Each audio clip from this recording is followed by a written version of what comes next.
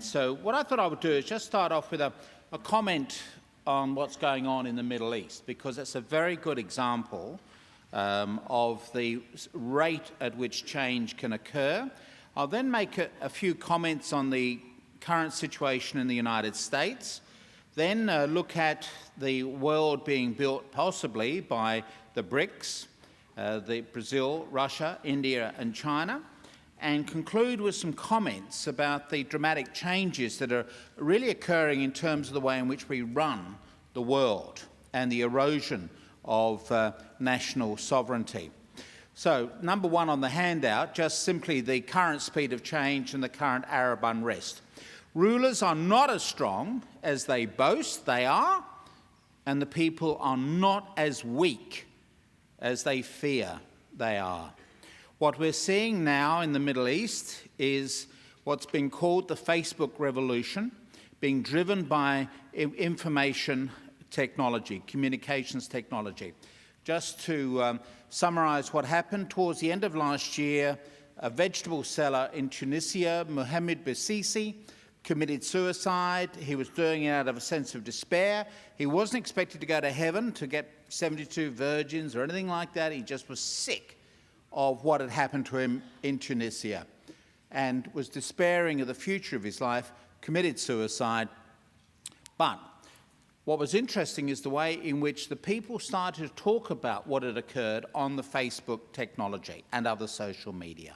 And the word just rippled through, and particularly when the poor fellow eventually died of his wounds in a hospital. And so, ironically, the people of Tunisia just simply said, this is simply too much. And there is a phrase that's now becoming quite widespread, that we have open secrets now become a public truth. In other words, it is an open secret in Tunisia that there was a high degree of corruption.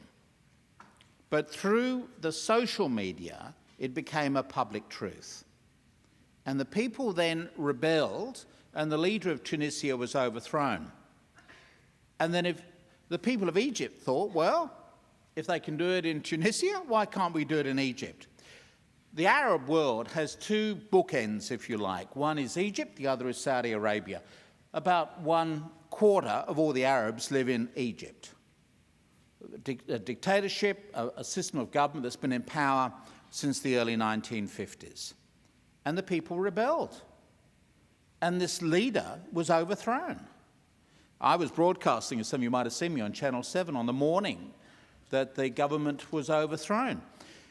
The way in which it had occurred is that we had this weird sequence of events that the president came on television, said, I'm willing to stand down, and applause goes up, but he says, not immediately.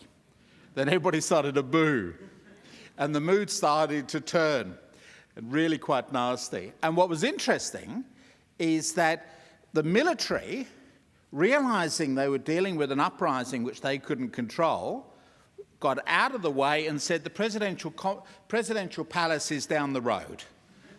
It's there. And of course, within a matter of a few hours, the man was out of office. And as you may know, he's now on trial. This has sent shockwaves through the Middle East. Egypt is a major American ally, and the Americans were powerless to defend their ally in the Middle East. There are 22 Arab leaders. 3 have now gone down. We've got 19 to go. The United States and other governments have been out of touch with the drivers of change because their intelligence agencies have a limited view of what drives change and how the change occurs. So the CIA were probably, no doubt, watching television, just like the rest of us, to find out what was going to happen next. What is also interesting is the way in which Osama bin Laden was irrelevant in the Arab Spring. This weekend we'll be commemorating the 9/11 10th anniversary. What is interesting is how irrelevant bin Laden has been in this Arab Spring. No one has been holding up bin Laden placards. No one has been burning an American flag. It doesn't mean that the youngsters want to have American foreign policy, but they do want the American way of life, what is called American soft power. Hard power is the power which is military power, police power. Do as I say or I'll kill you. Clearly very weak in the Middle East when it comes to American influence now. Soft power is the power of attraction, the power of seduction. Phrase that I've used, I think, on a number of occasions at this gathering. In Iraq, there is this lovely phrase, Americans, go home and take me with you. America has both Hollywood and Harvard. It has the entertainment business. It also has some of the best universities in the world. That is soft power. That's what those youngsters want. Not American foreign policy, but they do want the American technology, the American way of life. And that's what they're campaigning for. The interesting thing is, what happens if the oil-exporting Arab states also undergo this turmoil? 22 Arab leaders, 3 down, 19 to go. Within that 19 are the big oil exporters, including the other, if you like, bookend of the Arab world, which is Saudi Arabia. So it's very interesting to look at what's happening, but there could be global implications if we end up with turmoil in those oil-exporting countries. In summary, a new chapter in Arab history is being written this year on the streets in the Arab world. Let me turn now to the United States and what's going on there. I think, in essence, the Obama presidency is in deep trouble. As you know, the president likes to model himself on Abraham Lincoln. Both started out on the outskirts of politics, troubled family history, junior careers within politics, both despised by the mainstream political figures within their parties. Both launched their campaign from Springfield, Illinois. Both ultimately appoint their major rival as Secretary of State. And both go on to achieve significant events. That's what Obama hopes. Remember, Abraham Lincoln was despised by his own contemporaries. Now he's seen as one of the greatest presidents in the history of the Republic. Obama is hoping he can do the same thing. Obama's style is Lincoln's style, to be conciliatory, to be friendly, to draw people into the tent. In Lincoln's case, he was trying to keep the Union together, the United States.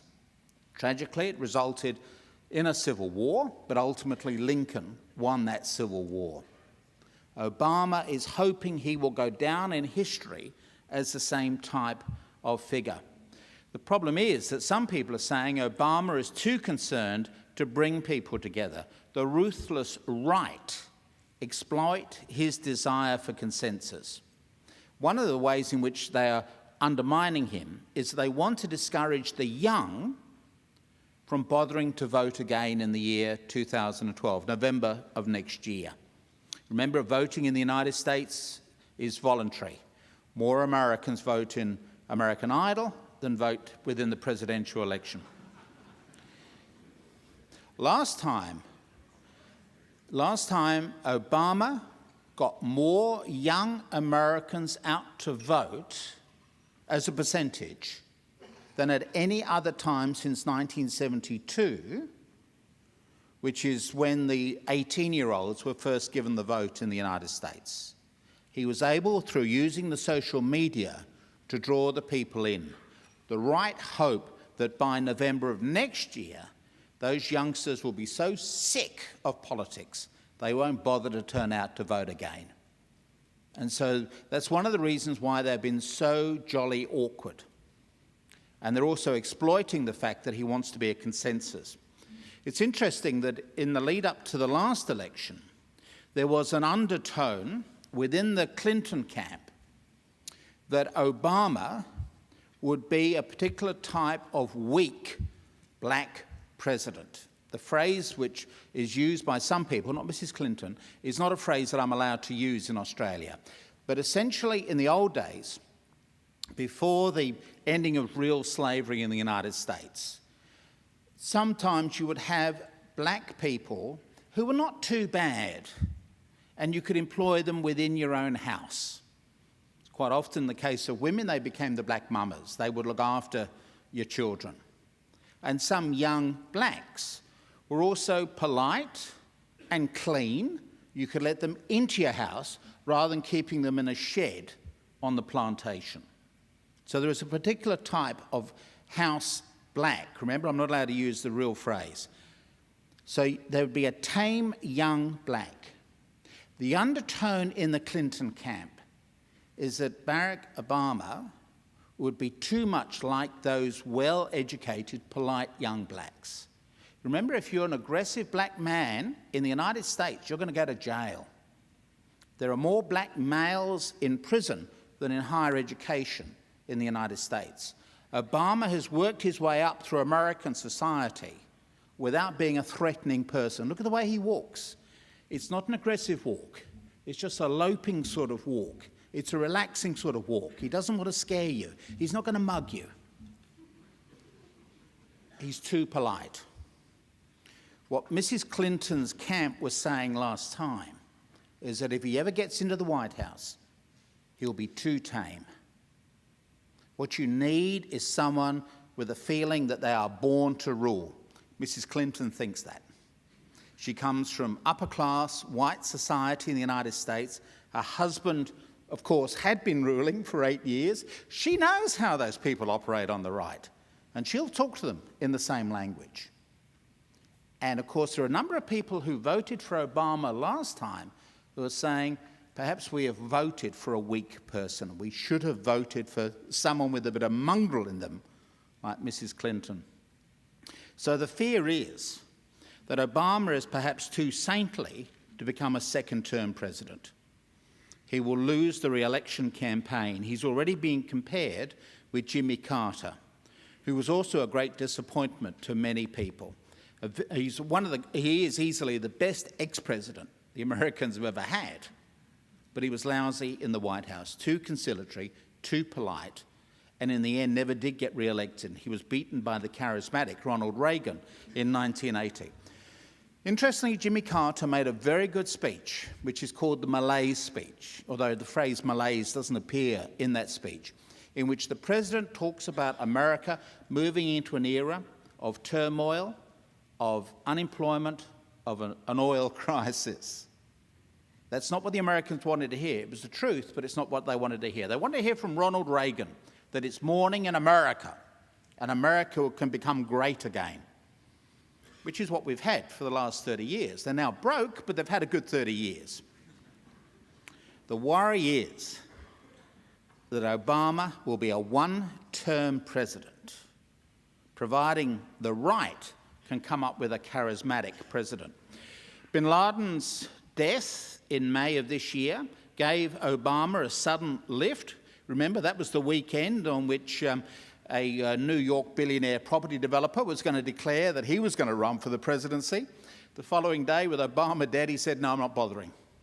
It's a pity, because he may yet stand a chance if he had bothered to stand for next year's election.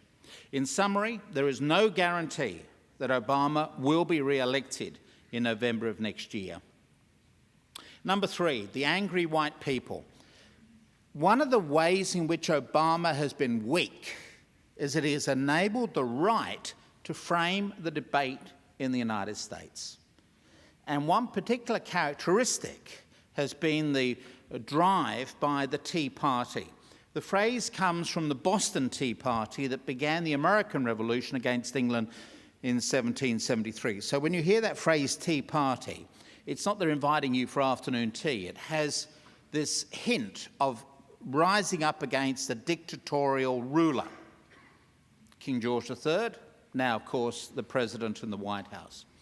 This is what they would say is a grassroots movement, although some would say, no, it's really not grassroots, but astroturf, because it's actually being financed by some very rich people. Because coincidentally, these working-class aggrieved people are actually having interests that are very similar, they think, to these rich people who also want to cut back on the taxes.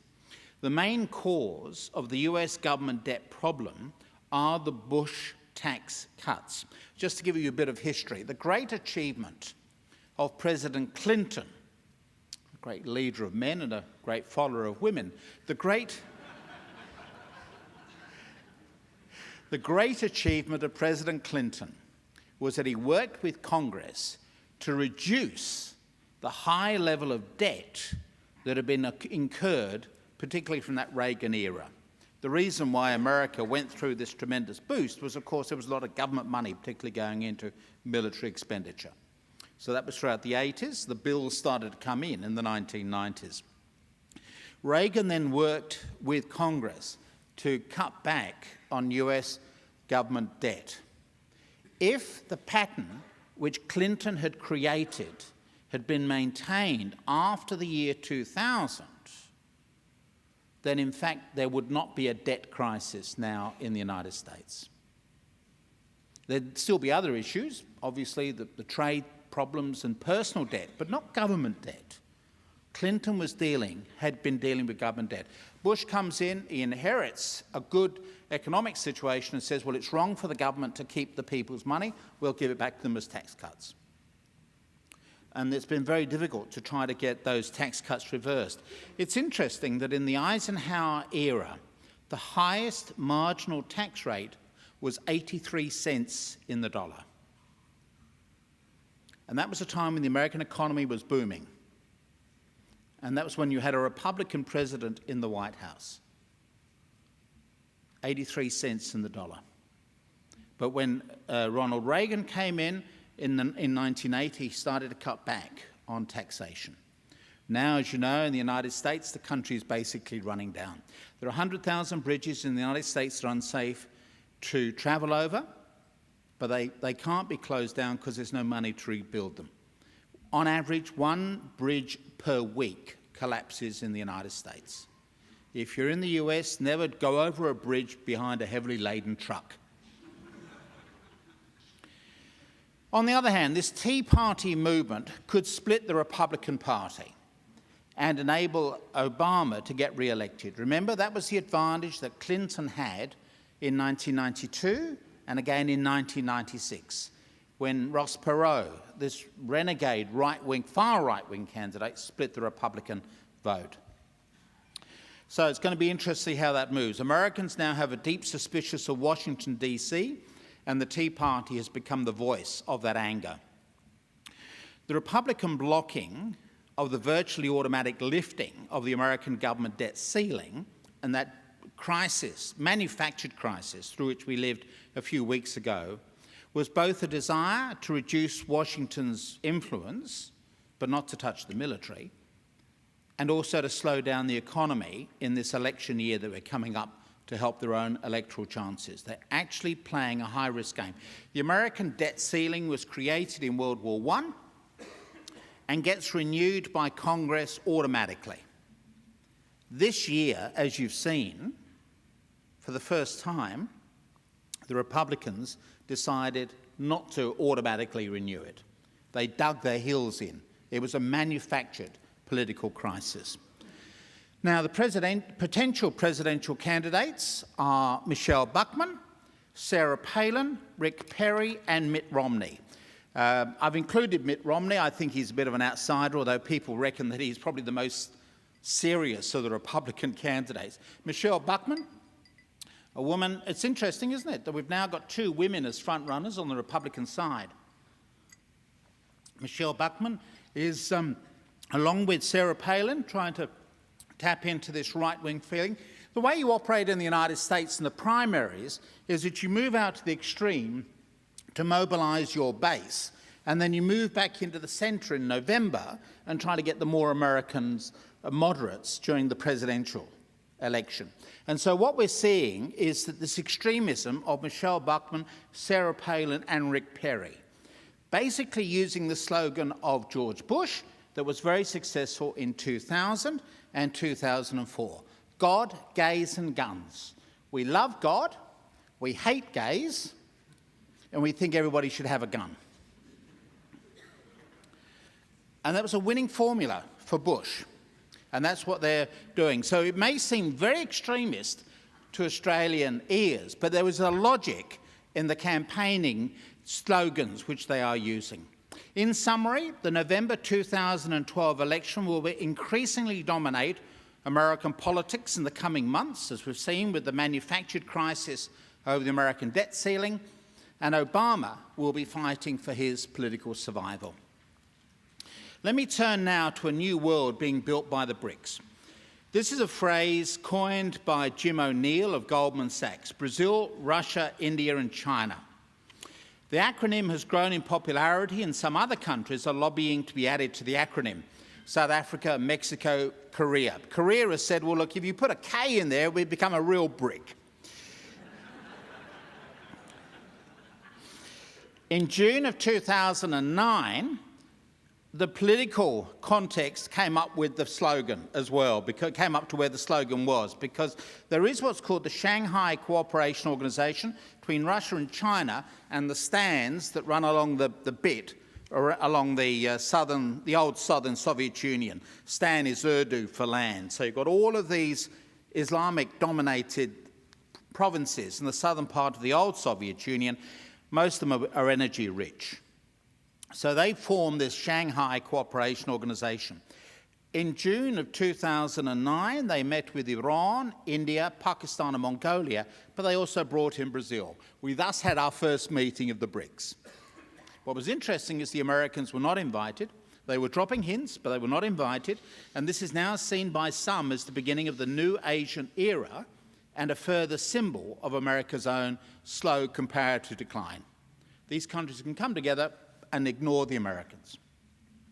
The points in common amongst the BRICS: all four economies are growing rapidly, all four economies seem to be emerging as the next economic giants, and at a time of economic gloom, these four offer hope for global economic revival. On the other hand, I feel that the phrase BRIC is a little overused, is a little too twee. Other than their size and apparent future promise, the BRICS actually have very little in common. From a political science point of view, they lack conceptual coherence. In other words, they won't become a bloc. It's not like the European Union or the Arab world. Russia and China are, in fact, traditional enemies. Veteran journalist, the late Harrison Salisbury, actually wrote a best-selling book talking about the deep-seated ethnic violence between Russia and China. Remember, Russia is declining in population. In 150 years' time, it's going to be empty. It feels very vulnerable about its rear end. And the Chinese could easily move across and occupy that rear end. So they are traditional enemies, going back to Genghis Khan. India and China have already fought a war, and India provides refuge for Tibetans and the Dalai Lama in exile. India's nuclear weapons are not so much to do with Pakistan, which is simply an irritant, but to balance China's weapons. Also, the ambitious economic predictions for the BRICS in 2050 ignore the speculation over the shortage of resources, such as peak oil. The global economy could be struck by a black swan, events relating to an environmental crisis. By the way, for those of you who want to have an example of black swan, the Arab Revolt is an excellent example. Nobody 1 year ago was predicting a revolt in the Arab world. Along comes the black swan. That's a good example of a black swan event. What happens if we have something happening in the environmental area or the resource area? Well, number 7, look at the implications for Australia if the BRICS do reach their promise. Let's assume that O'Neill is correct. Well, the positive implication: a rising tide lifts all boats. Expanding global trade generally will create more opportunities for Australia as people get richer. For example, rich Brazilians could come to Australia for vacations, and Australia could export advice to Brazil on how to organise large sporting events. They've got some big ones coming up. We know how to organise the Olympics. Increased international trade reduces the risk of international war. Increased trade will erode traditional rivalries and theoretically make for a more peaceful world. Australia has no residual colonial baggage in its relations with the BRICS, unlike, say, many of the European powers and the United States. Australia is a stable trading partner. We're a trusted exporter to China and to India, and even in the Cold War, we still traded with the Soviet Union. And large export markets are more attractive for Australian producers than the more limited Australian markets that we have here at home. So there are some positive developments with the BRICS, but there are some negative ones. The most obvious one is that China is the West's greatest hope and greatest fear. Look at how often we refer to China when we're talking about economic trends. That's our greatest hope. Our greatest fear is also China. What happens if it does return out to be the #1 power in 2050? How are they going to deal with the rest of the world? So it's our greatest hope and our greatest fear. China's potential economic rivalry to the United States will destabilise our relationship with the United States as a defence link. Remember, we have two friends, China and the United States, but we have only one ally. That's the United States. Australians may have psychological problems in coping with a world without a dominant Anglo-Saxon partner. Remember, we've had 200 years of domination by the Anglo-Saxons, the British and now the Americans. How are we going to cope with the Chinese? A multipolar world will be an even more complicated place with all the jostling for power. For example, if America reduces its economic role in Asia, Japan, which now gets defence on the cheap, will increase its military expenditure. That will make the Chinese nervous. That'll make the Koreans nervous. At the moment, neither can claim to be the major power of Asia because that's clearly the Americans. With the Americans out of the scene, you will get the jostling for power. So a world without America is not necessarily a more stable one. I think it's likely to be one with greater instability. And also there's the warning that Brazil and Russia will rival Australia as a supplier of raw materials to China. And both may be seen by China as easier customers to deal with. They, for example, won't give any lectures to China on human rights or Tibet because they're too busy making deals. In summary, the BRICS together aren't that significant as a bloc, but each one has great implications for Australia. And in particular, I think there is a need for Australians to pay more attention to Brazil. Let me turn now to a new global principle, the responsibility to protect. Going back to the Arab Spring at the beginning of this year, remember we had the rebellions in Tunisia and Egypt. The Libyans also joined in that rebellion. Colonel Gaddafi decided to show another way of dealing with protesters. Don't be weak, not like they had been in Tunisia and Egypt. Clam down on them. This is the traditional way of dealing with rebels. Shoot them. And he was threatening to kill the rebels at the eastern end of his country, around Benghazi. The UN Security Council adopted a new procedure called Responsibility to Protect on March the 17th, and the NATO airstrikes began on March the 19th. By the end of August, the rebels were in control of most of Libya.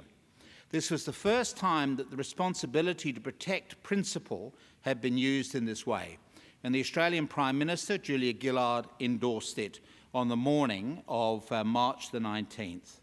Highly controversial, not least amongst the peace activists who are very worried about this new era. Well, who's next? Where will responsibility to protect be used again? Let me just explain some of the background of this. The phrase itself came about because of a commission set up in 2001, and one of the authors of the report was Gareth Evans, a former Australian foreign minister. It was in response to the scandal of the international community's failure to intervene in Rwanda, where about 1 million people had been killed, and the dubious legality of the way in which NATO had operated within Kosovo, within former Yugoslavia. So the responsibility to protect report was tabled in 2001. 4 years later, it was adopted in principle by the United Nations. In diplomatic terms, that's the speed of light. It has 3 characteristics. States have a responsibility to protect their populations under their jurisdiction from genocide, war crimes, ethnic cleansing, crimes against humanity. The international community has a responsibility to help states fulfil that responsibility. But, and this is the kicker, where a state is manifestly failing to protect its own populations, then the international community has a responsibility to protect and may take collective action in a timely manner, even to the point of using force as a last resort. That is what we are now living through in Libya. Let me give you a bit of background to this. There is a world order that was created in the year 1648. It was called the Treaty of Westphalia. So we live in what international lawyers called the Westphalian world order. The Holy Roman Empire in Europe was broken up, and nations, homogenous groups of people, were governed by states. So Australia is a nation state. The United States is a nation state. And there are about 200 nation states or countries around the world. Under this system, you have the importance of national governments, national boundaries, and national sovereignty. All states are equal in international law, and no state may invade any other. So that's the theoretical basis for this current world order. In 1945, the United Nations was created, and as a response to World War II, it was decided that the use of war, or even the threat of the use of war, as an instrument of national policy is now illegal. That's why some people think that Bush, Blair, and Howard are unindicted war criminals because of the invasion of Iraq in 2003. The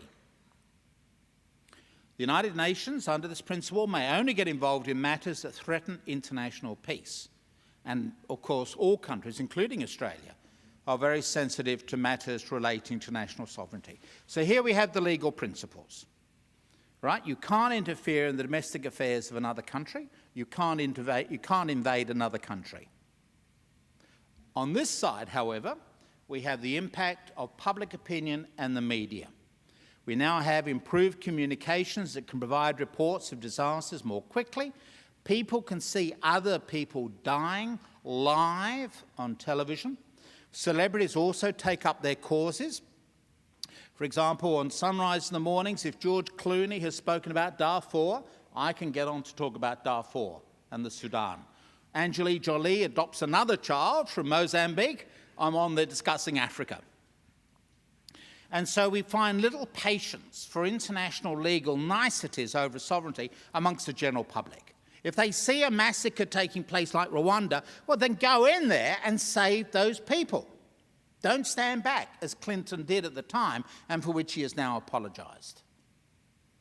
However, this notion, therefore, this responsibility to protect, this new principle, has a number of problems. Is this just another opportunity for the West to interfere in internal affairs?